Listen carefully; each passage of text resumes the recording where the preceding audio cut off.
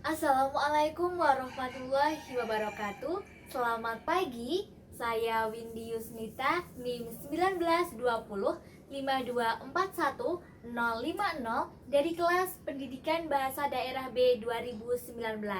Pada kesempatan kali ini saya akan mempresentasikan hasil ujian akhir semester saya pada mata kuliah Pendidikan Inklusi. Nah, sebelumnya saya di sini memilih soal nomor 1, yaitu tentang media atau metode belajar bahasa Jawa. Media pembelajaran untuk siswa tunarungu kategori ringan atau masih mempunyai sedikit kemampuan pendengaran tetapi belum dioptimalkan fungsinya. Tujuannya yaitu untuk membantu dan mempermudah siswa dalam belajar. Sasarannya yaitu siswa dengan hambatan tunarungu kelas 1 SD semester ganjil mata pelajaran pendidikan bahasa Jawa. Kompetensi dasarnya yaitu memahami wayang punakawan. Nah, secara umum, anak tunarungu dapat diartikan sebagai anak yang tidak dapat mendengar. Tidak dapat mendengar tersebut dapat dimungkinkan kurang dengar atau tidak mendengar sama sekali. Secara fisik, anak tunarungu tidak berbeda dengan anak yang bisa mendengar pada umumnya, sebab orang akan mengetahui bahwa anak menyandang ketunarunguan pada saat berbicara. Anak tersebut berbicara tanpa suara atau dengan suara yang kurang atau tidak jelas artikulasinya, atau bahkan anak tidak berbicara sama sekali. Anak tersebut hanya berisyarat. Nah, anak tunarungu adalah seseorang yang mengalami kekurangan atau kehilangan kemampuan mendengar baik sebagian atau seluruhnya yang diakibatkan oleh tidak fungsinya sebagian atau seluruh alat pendengaran, sehingga ia tidak dapat menggunakan alat pendengarannya dalam kehidupan sehari-hari. Yang berdampak terhadap kehidupan secara kompleks itu yaitu terutama pada kemampuan berbahasa sebagai alat komunikasi yang penting. Nah, anak tunarungu mengalami hambatan dalam berkomunikasi yang disebabkan karena anak terbiasa berkomunikasi menggunakan isyarat atau oral yang kurang jelas. Nah, sehingga kemampuan artikulasi anak masih rendah. Pada kenyataannya, berkomunikasi membutuhkan berbicara dengan artikulasi yang jelas agar orang lain mudah memahaminya. Seseorang tunarungu memiliki keterbatasan dalam memperoleh bahasa dan mengalami permasalahan dalam bicaranya. Nah, kurang fungsinya indera pendengaran itu menyebabkan anak tidak dapat menirukan ucapan kata-kata dengan tepat dan juga jelas. Oleh sebab itu, anak tunarungu untuk mendapatkan bahasa atau kosakata harus melalui proses belajar mengenal kosakata dan belajar mengucapkan kata-kata dengan artikulasi yang jelas. Belajar mengucapkan kata-kata tersebut harus dilakukan secara berulang-ulang agar anak menjadi terampil dan terbiasa mengucapkan kata-kata dengan artikulasi yang tepat dan juga jelas. Nah, pada kesempatan kali ini saya menggunakan metode drill dalam belajar untuk siswa tunarungu, khususnya yaitu untuk kategori ringan.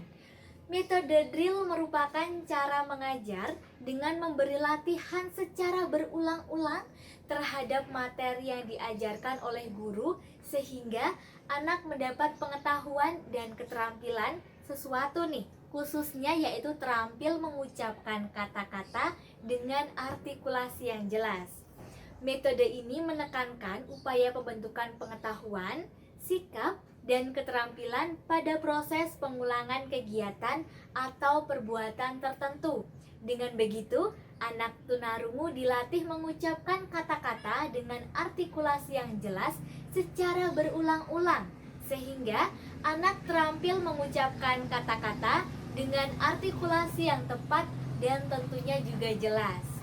Nah, metode drill ini bertujuan untuk memberi kesempatan kepada anak tunarungu kelas 1 SD berlatih mengucapkan kata-kata dengan artikulasi yang jelas secara berulang-ulang, sehingga anak menjadi terampil dalam mengucapkan kata-kata dengan artikulasi yang jelas juga.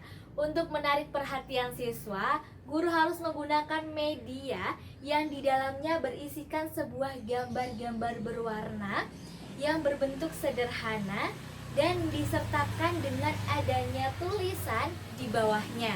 Dengan begitu, anak dapat melihat gambar dan membaca nama dari gambar tersebut secara tidak langsung nih. Anak latihan membaca yang bermakna sehingga membentuk konsep yang sesuai dengan gambar. Nah, penggunaan metode drill ini adalah dengan cara anak diperlihatkan sebuah gambar berwarna yang di bawahnya ada nama gambar tersebut. Selanjutnya, guru membacakan nama gambar dengan artikulasi atau ucapan yang benar dan juga jelas. Kemudian, guru membimbing anaknya untuk mengucapkan nama gambar dengan artikulasi yang jelas juga. Kemudian, anak dapat menulis nama dari gambar tersebut. Dan setelah itu, dibaca lagi bersama-sama dengan artikulasi yang jelas. Nah, pada kali ini, Windy akan contohkan yaitu dengan adanya gambar Punokawan. Nanti guru bisa mencontohkan bahwa iki jenenge Punokawan.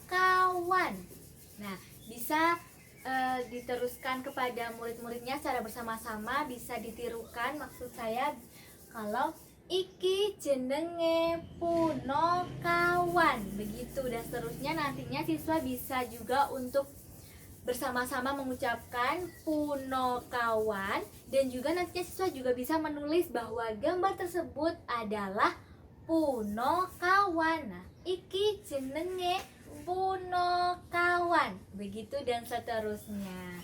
Selanjutnya ada gambar yang lain, yaitu ini dia. Nah, selanjutnya adalah gambar semar. Nanti guru juga bisa mencontohkan dengan iki jenenge Semar. Iki jenenge Semar. Nah, dengan begitu anak bisa menirukan secara bersama-sama Semar, begitu. Iki jenenge Semar. Dan begitu seterusnya sampai semua gambar telah terbaca. Ada satu gambar lagi yaitu bagong. Nah, iki jenenge Bagong. Iki jenenge Bagong. Begitu dan seterusnya, disuruh untuk bersama-sama untuk membacakan gambar tersebut. Nah, kemudian siswa disuruh bergiliran maju menghadap guru untuk dibimbing mengucapkan kata-kata sesuai dengan gambar dengan artikulasi yang jelas. Dengan cara tersebut, anak mendapatkan kesempatan latihan mengucapkan kata-kata dengan artikulasi yang jelas, supaya anak merasa senang melakukan latihan mengucapkan nama dari gambar tersebut. Anak diberi pembelajaran dengan menggunakan media gambar yang berwarna untuk menarik dan menumbuhkan semangat anak untuk belajar artikulasi.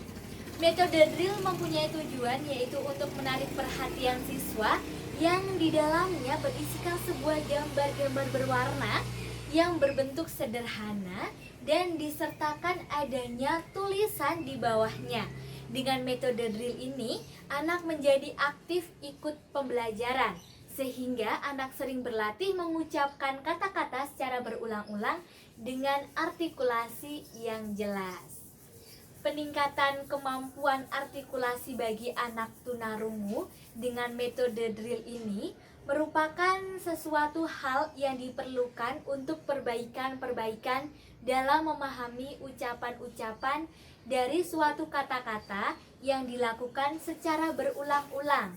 Nah, agar penyampaiannya mudah diterima anak, menarik perhatian anak, serta dalam situasi yang menyenangkan dan melibatkan sesuatu interaksi dalam pembelajaran.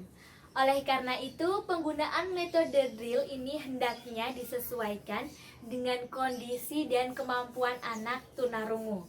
Hasilnya dapat digunakan sebagai usaha untuk meningkatkan kemampuan artikulasi atau ucapan yang berguna bagi anak dalam kehidupan sehari-hari. Dengan metode drill ini dapat memecahkan masalah yang dialami oleh anak, sehingga anak lebih baik dapat dicapai nih, dan isi pembelajarannya akan bermanfaat juga bagi anak. Oleh karena itu, penggunaan metode drill dipandang sesuai untuk dilakukan dalam kegiatan pembelajaran, yaitu dengan tujuan untuk meningkatkan kemampuan artikulasi atau ucapan pada anak tunarungu. Nah, itu tadi presentasi ujian akhir semester dari Windy, yaitu tentang metode drill untuk anak tunarungu kategori ringan. Mohon maaf apabila masih terdapat kekurangannya. Terima kasih. Wassalamualaikum warahmatullahi wabarakatuh. Selamat pagi.